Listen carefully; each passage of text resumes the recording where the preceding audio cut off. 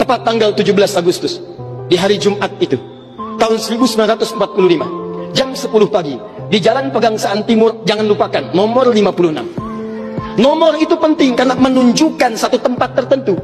Kalau cuma jalannya saja, berarti, maaf ya, proklamasi berlangsung di jalan. Ini ada nomornya, nomor itu menunjukkan kedudukan tempat. Ini jalan, jalan apa namanya Pak? Kistu Kencana, ya, Wisnu Kencana Timur, nomor 27, Masya Allah. Nomor 27 tempat ini. Kalau cuma Wisnu Kencana saja di jalan. Pertanyaan saya, kenapa tidak pernah dijelaskan dalam buku sejarah? Siapa yang punya rumah tempat yang nomor 56 itu? Jalan Pegangsaan Timur nomor 56. Rumah siapa nomor 56 itu?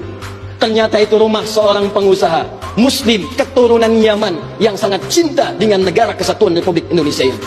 Beliau mewakafkan rumahnya untuk kemerdekaan bangsa Indonesia. Namanya Syekh Faraj bin Marta. Mewakafkan rumahnya untuk proklamasi kemerdekaan Republik Indonesia. Insinyur Soekarno datang ke situ dalam keadaan masih lemas, ada kemudian penyakit dalam tubuhnya, maka diberikan oleh beliau madu Yaman di malam harinya. Siang-siangnya sudah fresh, dalam keadaan yang baik, maka digelorakanlah kemudian di sampingnya ada Bung Hatta, proklamasi sampai dengan ujungnya. Teman-teman, proklamasi 17 Agustus tahun 1945 itu memiliki saham yang kuat dari pertemuan-pertemuan dan perjuangan para ulama. Karena itulah teriakan takbir yang digerakkan oleh Bung Tomo dari Surabaya itu, Allahu Akbar, Allahu Akbar. Terjemahan takbir itu kalau diterjemahkan dalam bahasa Indonesia adalah Allah yang maha besar, Allah yang maha kuasa. Kalimat Allah yang maha kuasa itu Negara Kesatuan Republik Indonesia mengapresiasi dan menanamkan dalam undang-undangnya. Baca pembukaan Undang-Undang Dasar. Atas berkat rahmat Allah yang maha kuasa. Kalimatnya Allah, tidak ada yang lain lagi.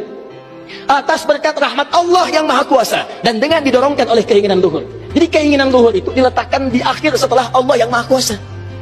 Karena dari dulu itu memang punya keinginan luhur, pengen merdeka, tapi belum dapat.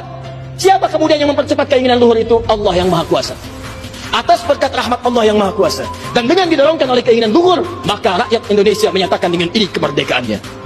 Dari situ kemudian jadikan sebagai sila dari 5 dasar sila ketuhanan itu. Ketuhanan yang Maha Esa, sila yang pertama. Siapa ketuhanan yang Maha Esa itu? Dalam pengertian kita, Esa artinya Ahad. Qul huwallahu ahad.